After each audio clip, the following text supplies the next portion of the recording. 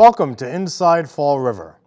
Inside Fall River is produced by Fall River Community Television, and it intends to provide television programming for, of, and by individuals and groups to celebrate the resources, the diverse people, the varied concerns, the abundant successes, and the shared potential and responsibility of the Fall River community.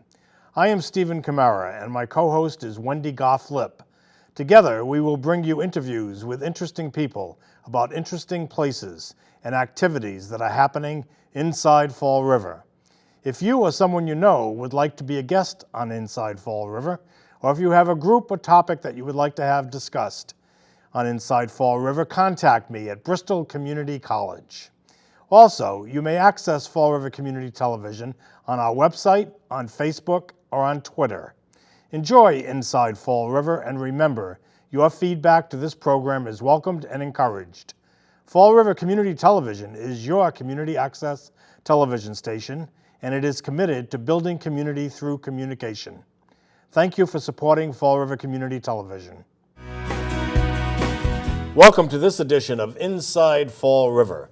My name is Steve Camara, and my guests today are John Silver on my far left, your right. John is a board member of the Lower Highlands Historic Downtown Neighborhood Association, as well as vice president of the Preservation Society. And sitting next to him, between the two of us, the rose between the two thorns here, is president of the Preservation Society, Jim Soule. Welcome, Jim and John. Thanks, Steve. Well, we're now calling John Michael. John Michael, yeah. Well, we'll just say that up front, the Herald News made a mistake and listed him as Mike. Mike Silva. But right. Mike's actually John, but by any other name, he'll respond. I think the French take is good. Is that it, John Michael? Yes. Well, we'll take whatever we can. Yeah, I think so. Yeah. So what's new in the Preservation Society, and what's new in the world of appreciating our great structures that make Fall River the community that it is? Oh, go ahead, John. You start this off. When you were involved with this, Which one? The Great American Fall River Lower Highlands Historic Downtown Neighborhood Association has just been recognized by the American Planning Association as one of the greatest places in America for 2012. There's 30 places they pick out, 3 categories only: best street, best public spaces, and best neighborhood. And for 2012, we were nominated and provided a recognition for that award. So that was for the best neighborhood? Best neighborhood. And I might say that having full disclosure, been involved in that as co-chair of the Lower Highlands Historic Downtown Neighborhood Association with Jim Botley, who played a major role in the process through taking photographs, many photographs, of all that exist within the neighborhood. And it came from the mayor's office, so credit to Will Flanagan, and particularly to Elizabeth Dennehy, city planner, who coordinated all of us in our effort to get this designation. So we're very pleased about that. And I know that a reason why we received the award was because of the work of the Preservation Society, and part of it is particularly the work of the Preservation Society in establishing a 40C district. Tell us a little bit about what a 40C district is and how far along you are in the process of getting that designation. The 40C is a state designation. It refers to a local historic district designation, as opposed to a national historic district or a state historic district. State and national historic districts don't afford any particular protection. So it's a state and federal designation is a designation, but without any protection, so to speak. This local historic district, which is what we're trying to get past, and we're pushing along kind of slowly, but we're getting there, I think, will allow a certain amount of protection.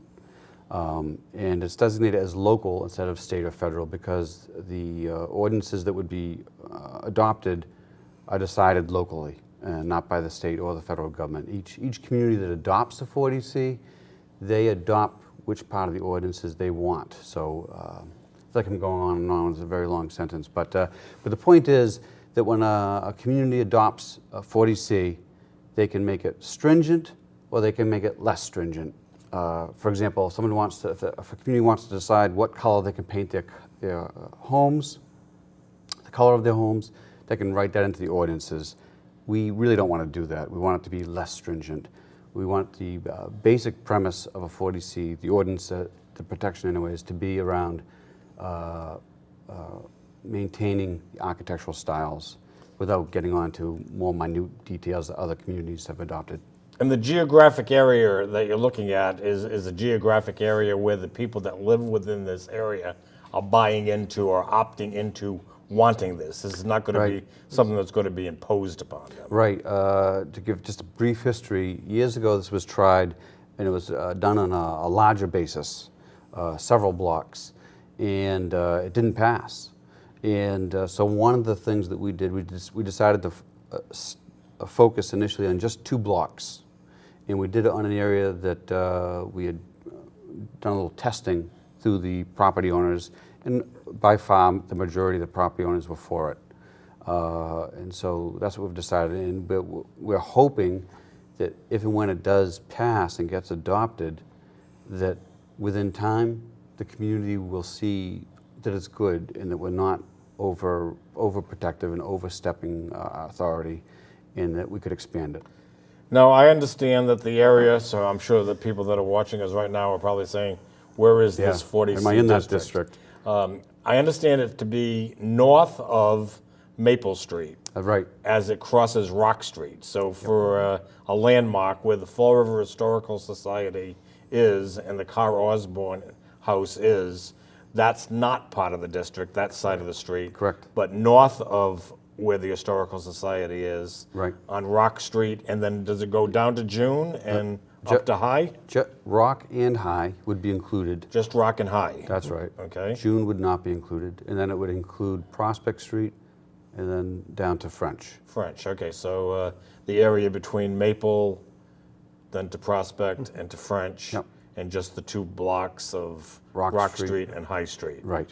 So that's quite a confined area. Yep.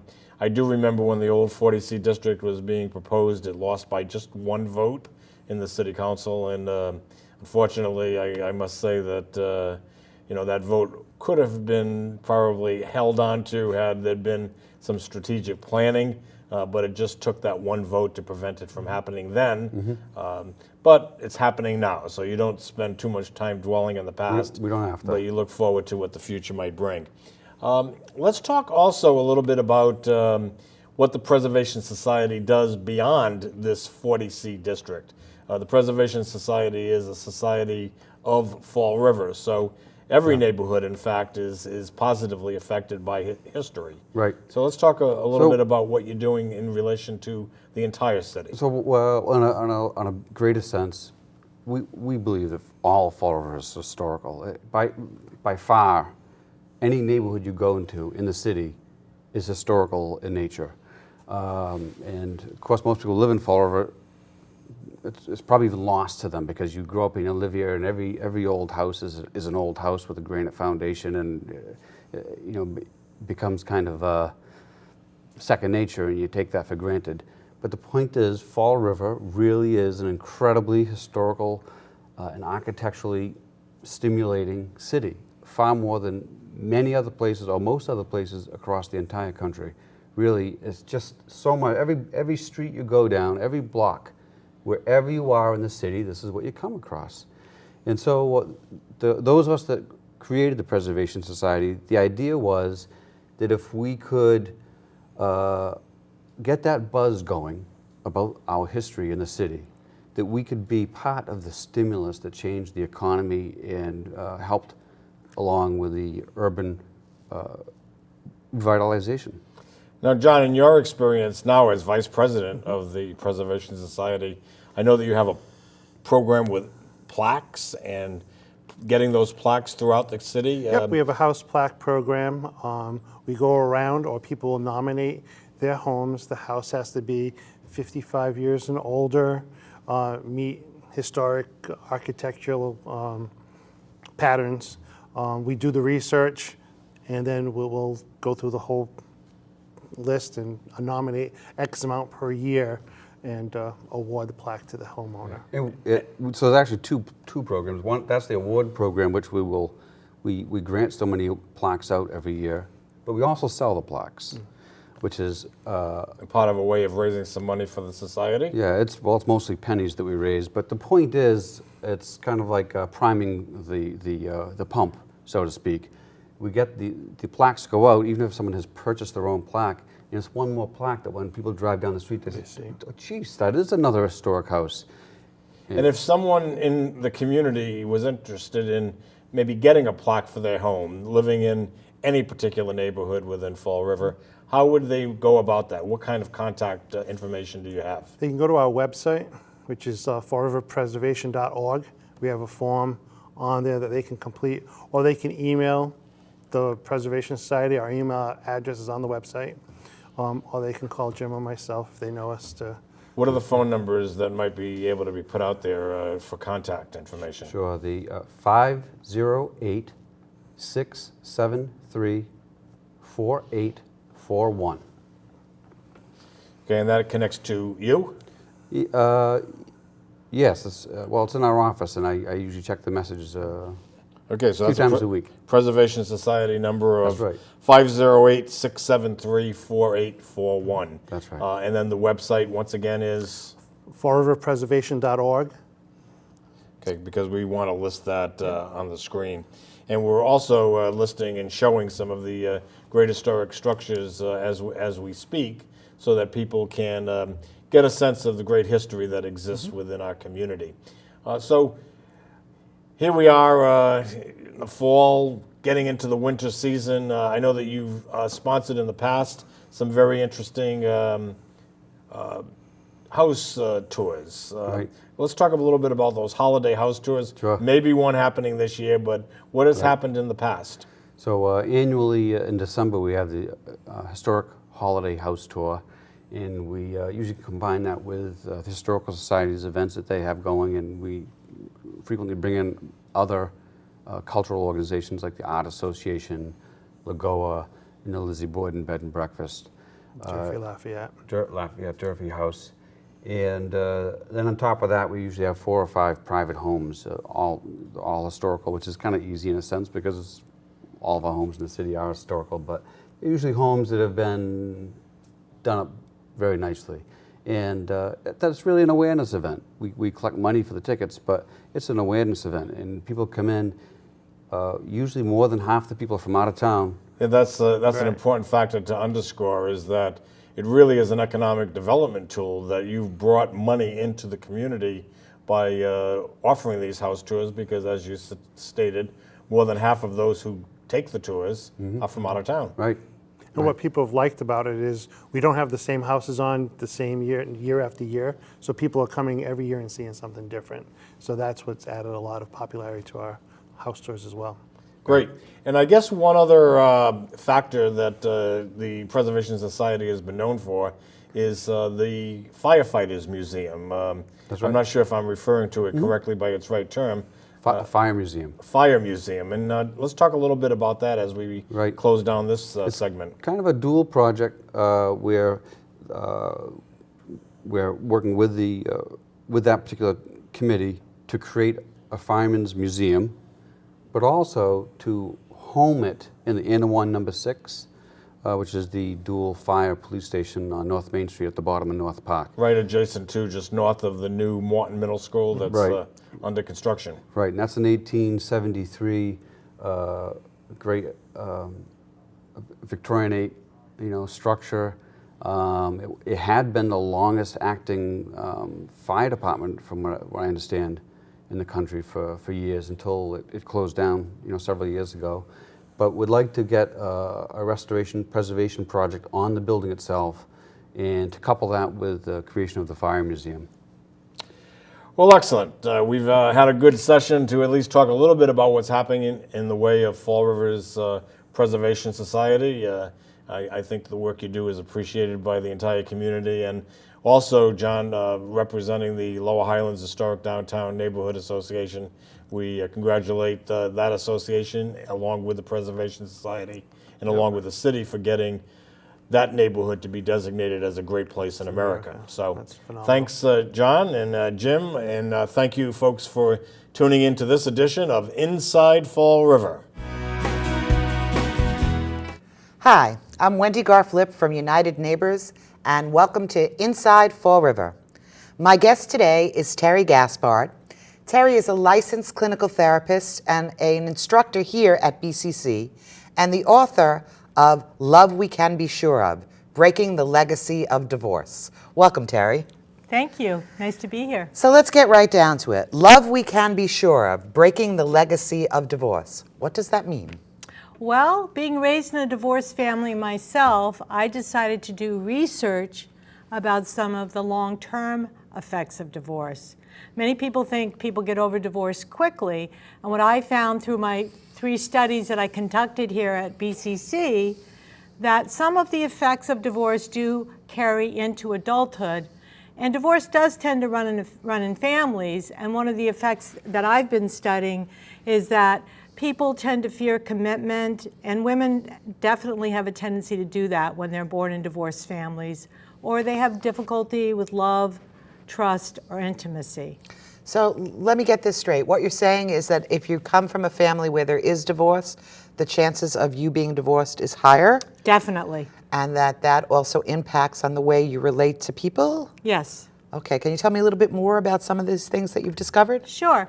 The chances of you getting a divorce if you are raised in a divorced family are double compared to counterparts that are raised in intact families.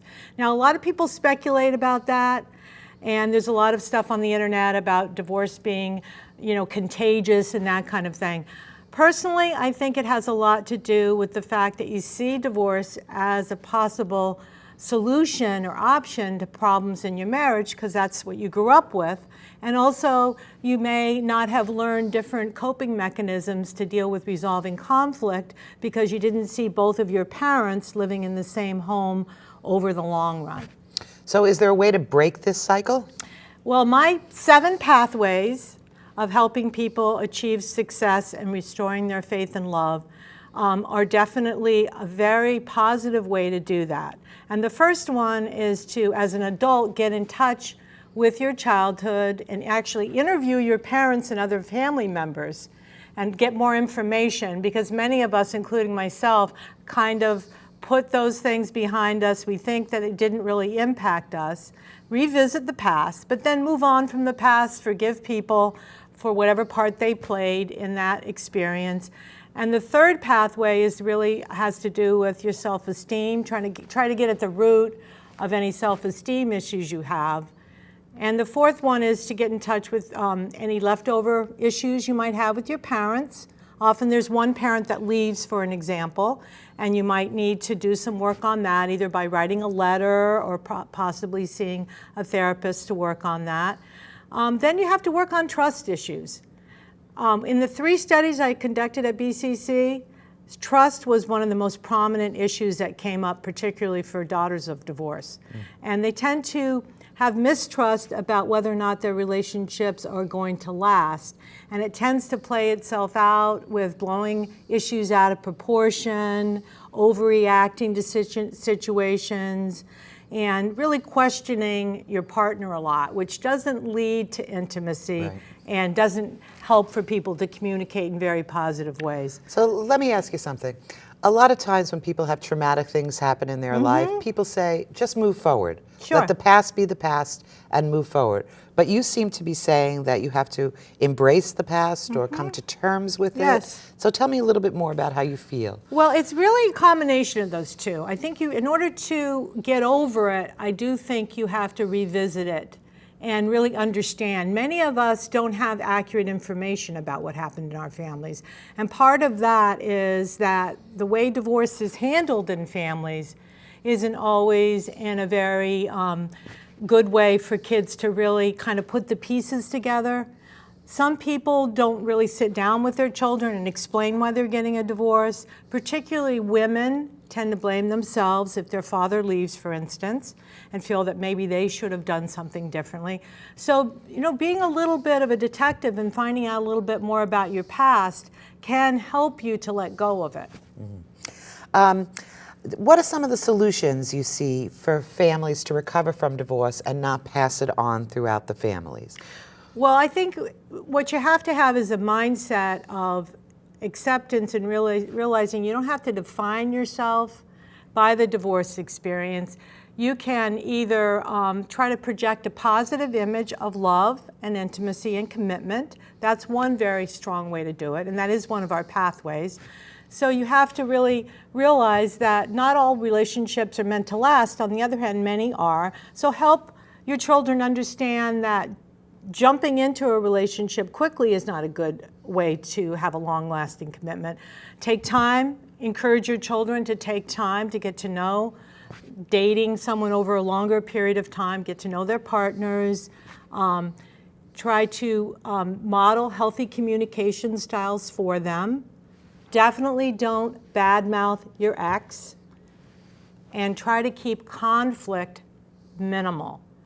Especially for daughters of divorce, and I've interviewed hundreds of them, when they saw their parents having a lot of conflict, that triggered a lot of mistrust and fear of commitment for them. So keep things friendly and cordial. So say I'm a young person in my 20s and I'm engaging in a new relationship that I think might be a long-term relationship. What are some of the things that I could be doing? But I want to take a step back before we even get to that question. Okay. What I find very interesting is when I had my first job at Burger King, they taught me for 2 weeks how to deal with it. But yet when it comes to relationships or even mothering, nobody sends me to training. Nobody sends me to a course. Good so point. how do people learn this stuff? So how could I, as a young woman involved in a new relationship, learn the techniques I need and find the support and the strength I need to make sure that my relationship is a lasting relationship? Great question.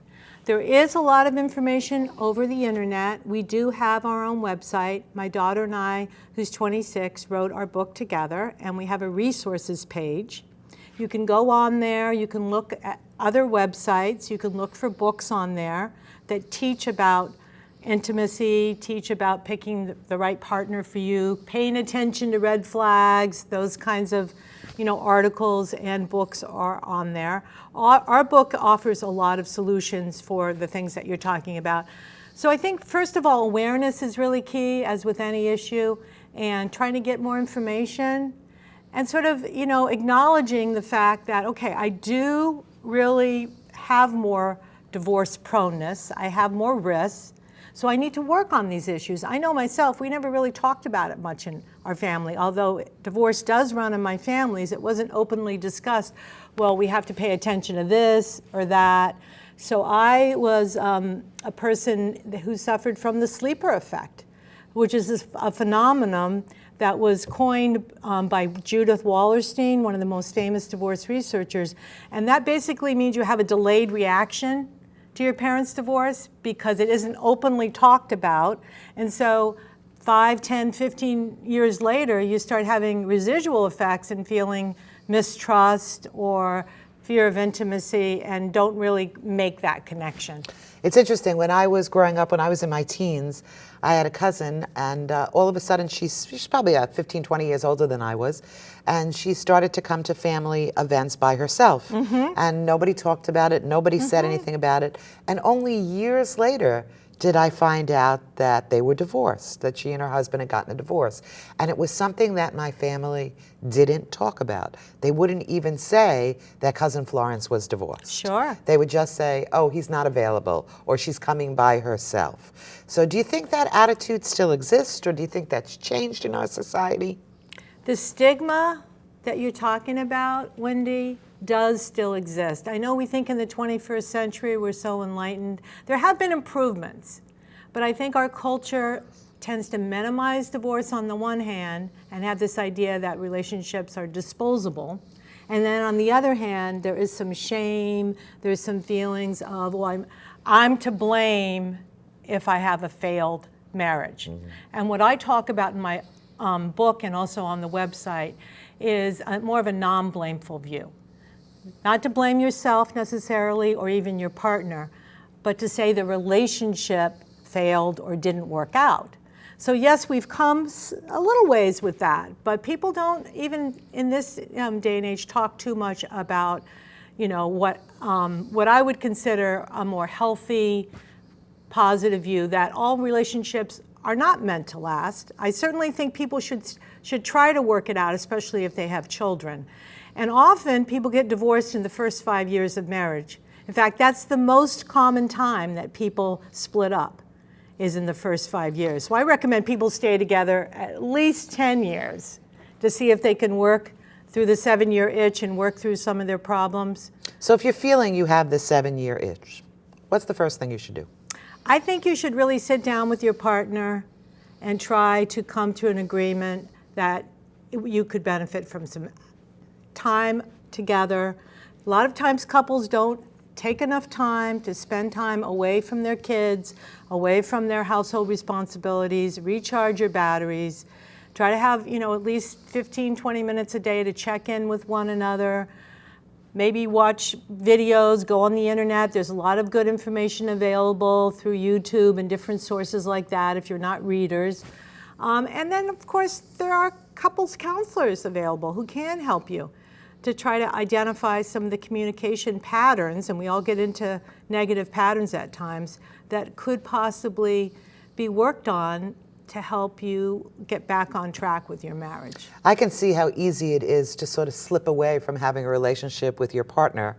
I just remember when my son was born and we were both carrying 2 jobs and trying to get everything done, and the time that the thing we got rid of was the time we spent with one another, because we always felt that child came first, then jobs came next, then family came after that. And by the time we got through the list of priorities, we were on the very, very bottom of that list. And I do remember there was a time in our life when someone had suggested to us, when I was complaining, that maybe we should go back to date night. That maybe we should create a night where we went out no matter what was going on. And it was very hard to do. Sure. It was very, very hard to do. At first, our first thought was that it had to be something that cost money, and that added, to the whole problem. But then when we realized that we could go to the library together or go for a walk together. Exactly. But now my son is 30 years old. He's out of the house, and we still have date night. That's good to hear. And it does help our relationship. So do you think those kind of things are beneficial to everybody, regardless of whether they're from divorced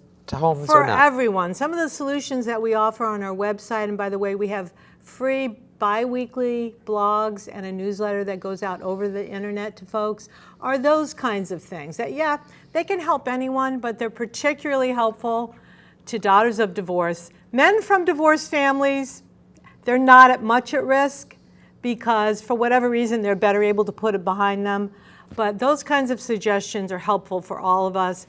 But I wish I had known a lot of this when I was young, because I ended up going through a divorce myself, not being aware of some of the things that we're talking about. And that's really that prompted me to do my research here at BCC. Also, I have a daughter who was having a sleeper effect reaction herself and starting to have intense fear, either picking the wrong partners or picking guys that were, Well, I think there's a lot to learn here, and I think there's a lot of interesting things.